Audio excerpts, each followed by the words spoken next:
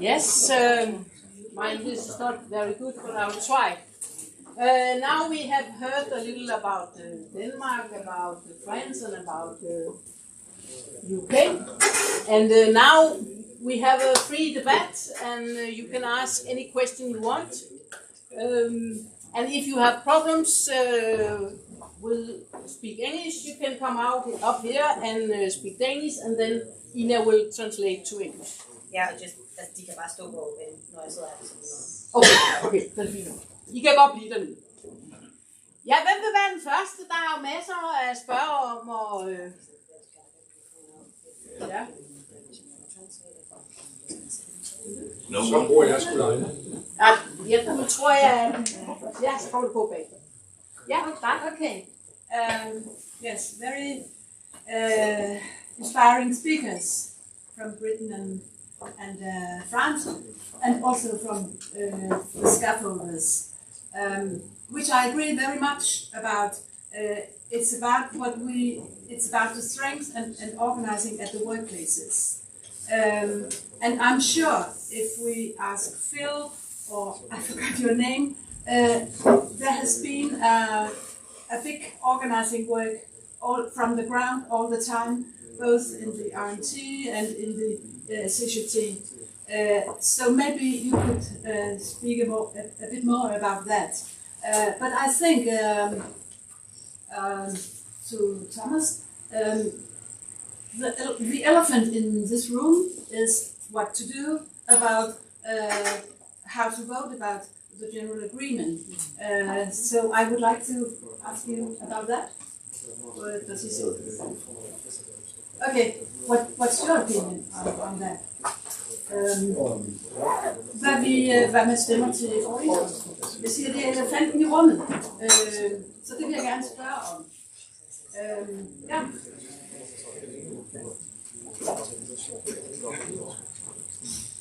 Ja, vil du få først? Ja, tak. Ja, ikke? Så samler vi lige op, ja. No, I would like to tell you that this number up there is a mobile number, and it's to collect money to the French workers. If you remember that he asked for economical support. So when before you leave the meeting, please donate something, small or big, to this number and write Paris on it. Then you are sure that the money will go to the CGT, the train drivers. That's all. Thank you. Yeah, Jonathan? Yeah, it was actually just because Thomas said a lot about building, forces of power at the local workplace level. And then one of the big debates in Denmark is, of course, the amount of people organized or unionized and the percentage. And I would say in Denmark we are very focused about the level or the percentage of people, members of the union. And I know, for example, in France, the strength isn't that much focused about the numbers and percentage. So if you could say something about, when you have these strikes, when you have these actions, what is the relationship between unionized colleagues and non-unionized, also with the strike funds, etc. I think that would be an interesting point. Your view on that. Would you answer that? Yes. Yeah. Yeah.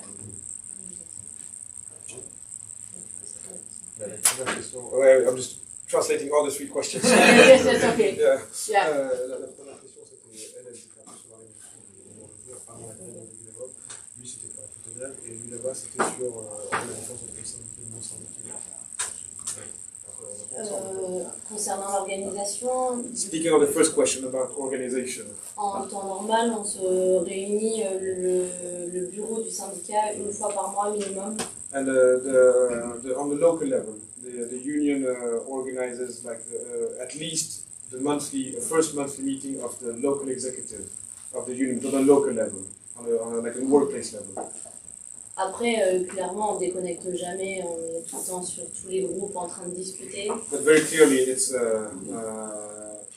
very clearly it's like a 24/7 mindset because you never really disconnect. You're always in the union and the union is always in your head. Ça demande beaucoup d'investissement, c'est même plus une activité, ça fait partie de notre quotidien, de notre vie. Because after a while it just becomes intertwined with your life and your life is no longer really distinguished from it, which is not necessarily good, but it just becomes that way. And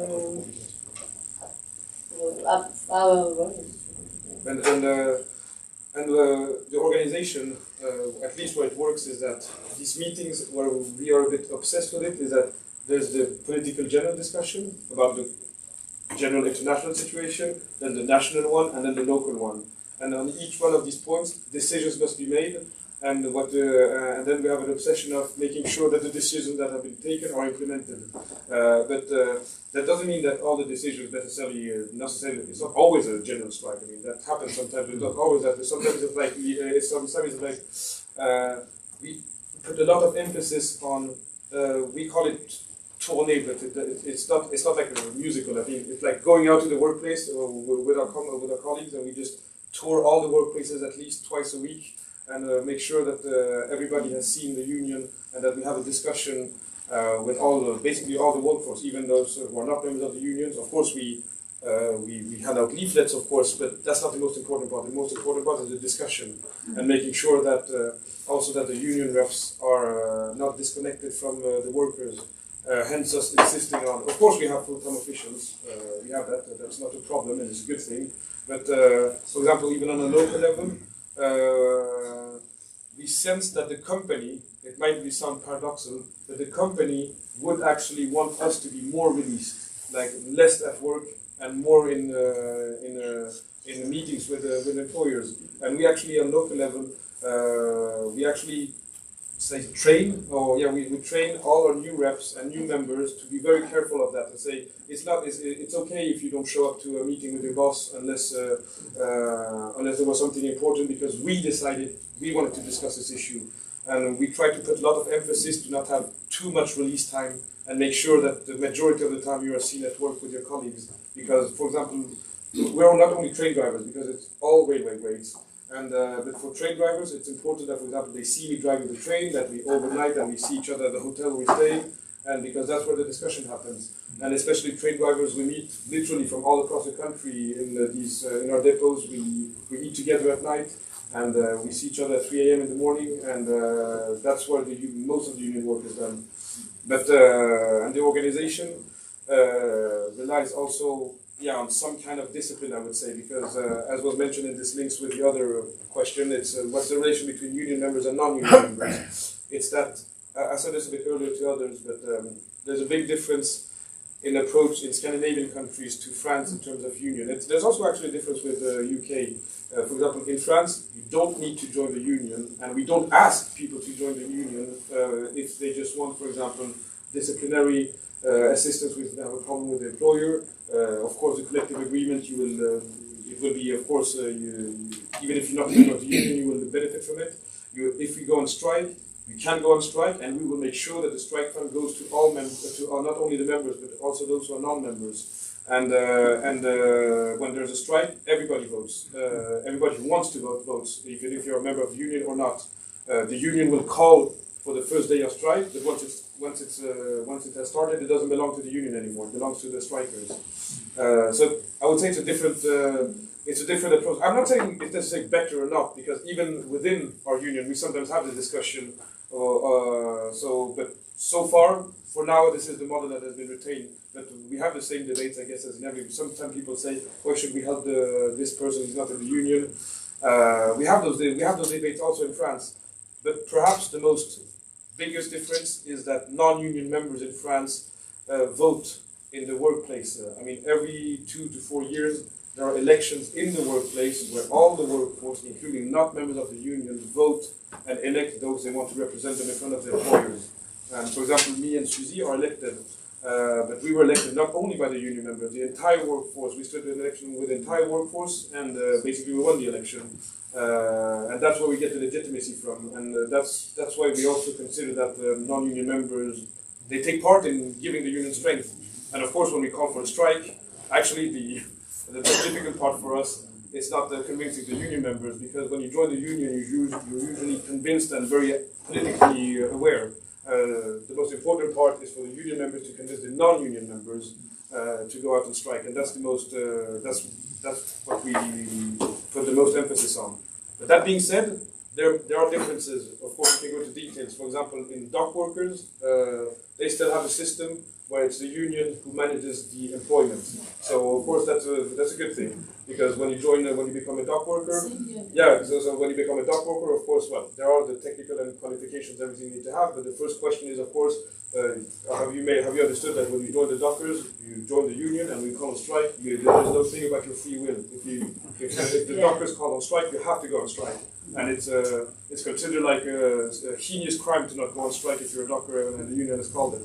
So it depends on the workplace. It depends on the level of organization, and in a way where we don't have that. For example, we don't have like this closed shop thing, but the dockers have it, and of course, when they call on the strike, I mean, no questions asked. I mean, everybody goes on strike, and nobody returns to work before the union has allowed it to.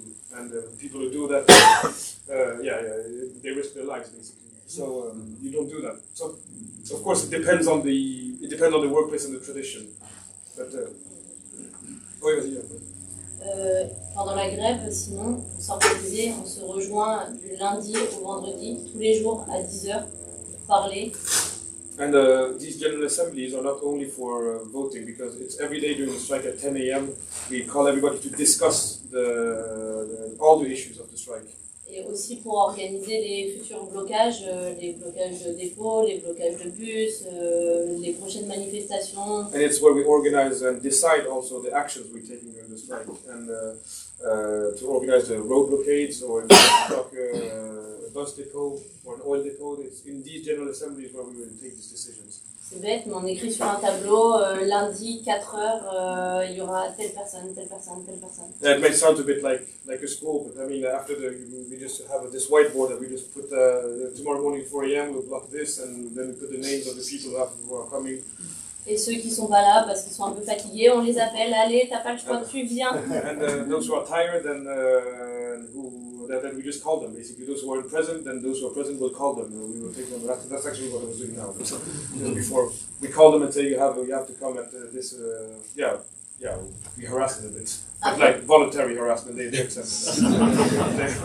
Après, toute l'année, pour s'organiser aussi, parce qu'on essaye beaucoup de féminiser le syndicat, de s'organiser pour éviter les mercredis, ou autrement on prend les enfants et on les garde chacun son tour. And we're trying in a union to have their branch is actually much more advanced than mine, to increase female membership in the union. Well, we got the idea. I mean, more members in active position. So we've been rethinking on when to organize the meetings. For example, when the important decisions are made. For example, we stopped organizing these meetings on Wednesday because in France, Wednesday is the day where school is off. So usually the kids will be at home, and usually it's the women who take care of it. So in France it's still that. So we have moved. We have moved no important meetings that day, and we're trying to set up a system where comrades amongst themselves keep each other kids. Those are part of the the things we're trying to, well, not trying, they have implemented it, to take care of each other's children, to relieve, basically, the household patriarchy, basically.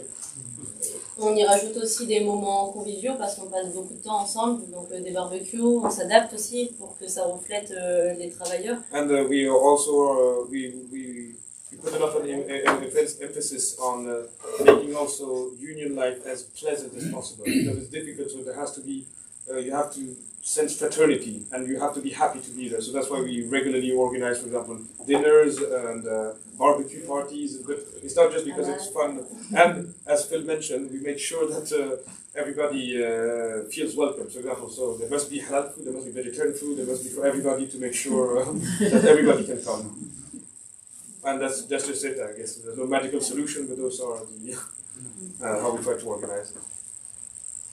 Ja, jeg prøver først på dansk. Jeg er gammel bygningsarbejder og har arbejdet sammen på et tidspunkt med franske bygningsarbejdere omkring asbest. Og det jeg hørte dengang, det er en del år siden. det er, at der var omkring bygningsarbejdere i Frankrig. To sekunder. Ja, sorry. Vi er klar. Vi skulle bare lige have noget oversættelse på. Skal jeg starte forfra? Nej, det er okay. Okay. Omkring bygningsarbejdere i Frankrig sagde han mig selv omkring dengang 1% organiseret, 1-2% organiseret. Og i det hele taget bygningsarbejdere både i Frankrig og England er, så vidt jeg ved, meget dårligt organiseret. Jeg tænker, er det ikke et problem, selvom I siger, at I organiserer på en anden måde, det er jeg godt klar over. Men er det ikke et problem, at der er så få, også spørgsmål om, hvordan I overhovedet finansierer jeres faglige aktivitet, hvis så mange ikke er medlem og ikke betaler de? Hvordan betaler de til fagforeningen? Gør de overhovedet ikke?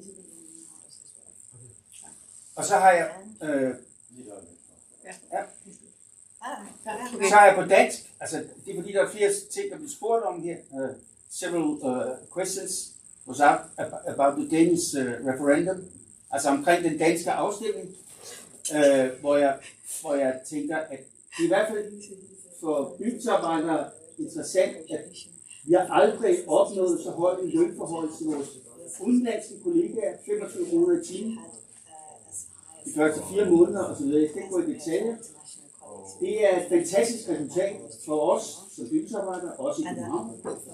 Vi har knoklet med det i mange, mange år. Det andet er, at lærlinge har fået aldrig så stor en lønforhold som nu, og der er flere andre ting i det. Så det er også noget med at have et realistisk forståelse af. Jeg tror ikke vores, altså BJ som er den københavnske bygningsarbejderfagforening, jeg tror ikke vores medlemmer stemmer nej. Blandt andet af de her grunde. Men det kan du svare lidt på. Jeg ved, du selv har siddet i forhandlingsudvalget, og ikke så ked af de resultater, der blev opnået det. Der var lige en del, der skulle svares på her i Frankrig. Ja. Jeg tror, var det både Frankrig og England det første. Ja, hvor mange er organiseret, og hvordan de finansierer det.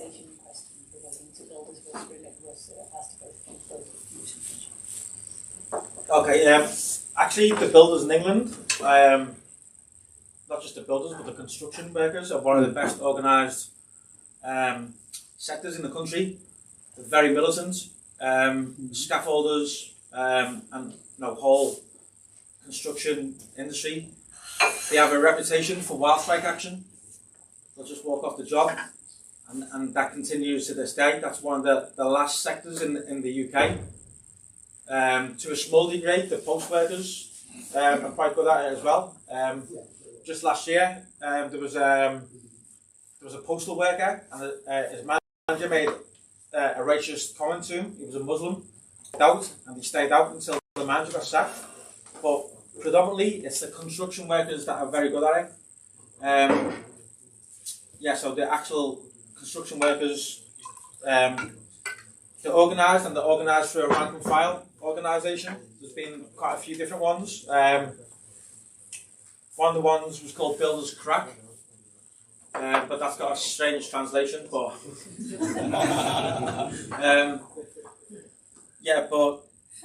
generally, the rank and file builders and construction workers now are very well organised, and in fact, recently, what happened was, forever, for like 100 years, people knew that in construction, not just in construction, but big in construction, was a blacklist against trade unionists and also against socialists. Actually, this blacklist started all the way back in 1918, when people returned from the war in Europe. A lot of the soldiers had become politicalised. Recently, 2 years ago, it was called the Shrewsbury campaign, because that's where they were arrested. Only 2 years ago, for the first time, they were actually what's the word I'm looking for? The name was cleared. They were exonerated, but the builders were that strong that's what the government had to do against them. Ja. You want to respond to the whole bill list? Ja, nu har jeg mig selv, Kim Olesen, dig der sidder der, og dig, hvad hedder du? Jeg hedder Peter. Peter, du kommer på. Ja. Jeg har lige mig selv på, og det er fordi, at den her elefanten i rummet, ikke? Altså, jeg synes, at vi skal være ærlige at sige, at det forlig, der er blevet lavet, det indeholder faktisk nogle ting, som vi ikke havde turde drømme om. Og det er vi nødt til at indrømme over for os selv, men vi skal også sige til hinanden, at det er fordi, at arbejdsgiverne har været pisse bange for, at der kom en stor konflikt denne her gang. Nogle af de ting, som er usædvanlige, det er blandt andet i den fagforening, der organiserer butiksfolk på HK Handel. De har for første gang lavet en aftale, der bryder med 0-timers kontrakter. Og så har de lavet en aftale, hvor man ikke får lønforhøjelse efter procenter, men efter samme kronestigning, sådan at de ufaglærte har fået mere end de faglærte. Og det er for første gang i, jeg ved ikke hvor mange år, at der faktisk er taget nogle fornuftige skridt. Der er også noget omkring bygningsarbejde, som jeg ikke er helt så meget inde i, men jeg er sikker på, at der også er noget der. Det kan jeg godt høre. Men jeg synes, at når vi alligevel skal gå ud og anbefale et nej, og så skal vi huske at sige, at det ikke er, fordi vi ikke er loyale eller anerkender vores faglige ledere. Fordi mange gange så er det et eller andet med, du er næstformand, og så kan du ikke være bekendt og anbefale et nej, fordi det er tarveligt mod formanden og sådan noget. Jeg har selv været tillidsmand, og jeg har nogle gange stemt nej til mine egne resultater. Fordi at det jo også handler om, at man godt vil have folk ud at slås. Og det den danske fagbevægelse har brug for, det er at komme ud og slås. Fordi det er faktisk en måde, man mobiliserer sine medlemmer og beviser over for de unge, at fagbevægelsen rent faktisk kan bruges til noget. Det er den ene ting, og det andet argument, det er, at når man skal stemme, så skal man ikke kun stemme ud fra, hvad man selv får ud af det. Det kan godt være, at man har fået en ret god aftale for sig selv. Man skal tænke på helheden. Og hvis de er blevet skoldet over i hotel og restauration eller et eller andet område, der ikke har fået de der ting, så skal man tage og sige, det er ikke godt nok, for de er ikke med. Og det er det, vi skal lære i fagbevægelsen. Vi skal ikke kun tage vores egne egoistiske små ting, der måske er meget fede, hvis man er metaller og ansat på Novo, og kan få nogle fede lokale lønforhandlinger, hvor man får 10%. Ikke? Vi skal se på helheden. Ja, tak. Og så er det Kim. It's a little bit hard to film after you because I don't want to talk about what happened in. Yeah, it's a little bit about that.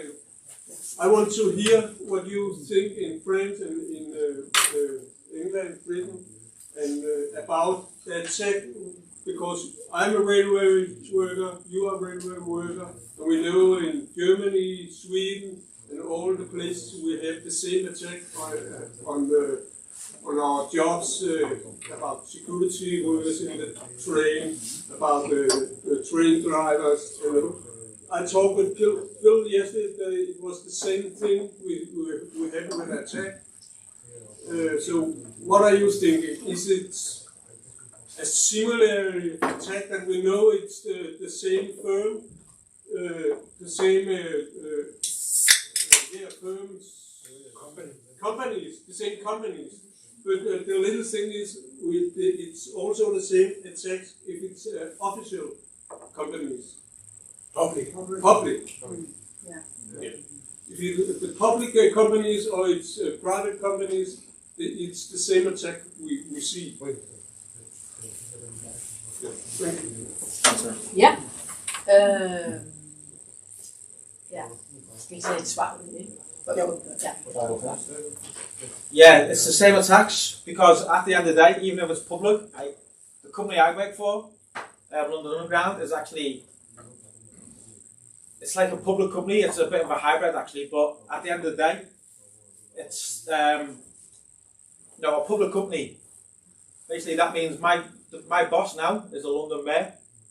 Who's a Labour person called Sadiq Khan, but the cuts that we're facing, because we're a public company, where are the cuts coming from? They're coming from central government. So the privatisation as well is pretty much exactly the same. Just because it's a public company doesn't mean there's going to be no cuts, because central government wants to save money. And even when it's nationalised, that doesn't nationalising a company doesn't mean it's a socialist company. If it did, the police and the army would be socialists. Yeah. We'd have to have workers' control over that company, and we don't have that in public companies. And again, for the private companies, I think a big mistake sometimes for the union in the UK. A lot of the companies that own some of the trains in the UK are basically like the Arriva's one, and also I think the German T-Bahn, is it T-Bahn? The German national famous Deutsche Bahn, yeah. So also sometimes the unions say, "Oh, this is foreign companies are making money in the UK," but actually that doesn't bother me. No, I don't care if the billionaires that are making profit are from London, from Manchester, from Brussels, from Munich. They're still millionaires and billionaires making profit. Now, so privatisations, like, they're sucking. The whole reason a company would get involved in running a train company is because they want to make profit. And the only way you can make profit is to pay less wages, increase the tickets, decrease health and safety, etc. And at the end of the day, it's a fight. It's a fight between the workers and the bosses. And if we're more organised than them, we'll win. And if they're more organised than us, they'll win. It doesn't matter if it's public, it doesn't matter if it's private. No, it's the workers against the bosses. And whoever's the most organised will do better out of it. Sometimes we might be on the front foot, sometimes we might be on the back foot, but that's the way it is. And like I said, my boss is a Labour mayor, but at the end of the day, he wants to take my pension off me. So that's a public company. And to answer, because there was a question about the union and the building. Of course, union density in France, if you take average, is 11%. The last statistic was 11%. And so it's an average. For example, in the railway, it's 20%. And of course, there are companies or sectors where it's only 1%. Even though we are not like, even if we don't rely solely on union density to measure the strength of the union, of course, we say that we don't have enough members. Of course, we said, especially in sectors like the construction, because even if though the union organizes non-union members, you still need union members and more to at least organize and have this core, this strong core. And in some construction areas, it's too weak. And which is also the reason why, despite the fact that they have very difficult jobs, they have many people get their backs broken and never reach 60 actually in good health. They do not have the same retirement age as we train drivers have, because we know that the union is weaker there and or way workers. So there's an issue, and low union membership.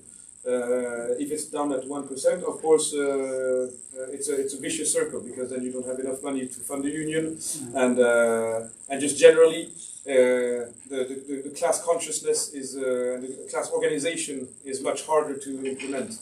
But it doesn't mean that it's impossible, though, because we have other sectors. Speaking from experience we've had, locally, it wasn't the construction industry, but amongst truck drivers. I don't know if it's the same here, but there are 2 or 3 major truck companies in France that perhaps employ 20 to 30% of the workforce and own 50 to 60% of the market. But then they have a load of subsidiaries with very small units with maybe 10 employees, 20 employees, and that are spread all across the country, which makes it very difficult for us as a union, when we call on a national strike, to actually mobilize this type of workforce, because it's so scattered and spread across. But it doesn't mean it's impossible. So we managed, despite low union density in that sector, which was probably across 1 to 2% union members maximum. In 2017, we managed to organize a 7 days consecutive strike for truck drivers who drove fuel, basically chemicals and fuels, what they call in France dangerous merchandise, a very specialized section of truck drivers, and we managed to organize them across the different companies. By we couldn't go in all the companies because we didn't have members in all the companies, but we knew that they would reload their fuel at the same depot, for example. So there was a rolling. So there were actually members of unions who were not necessarily truck drivers who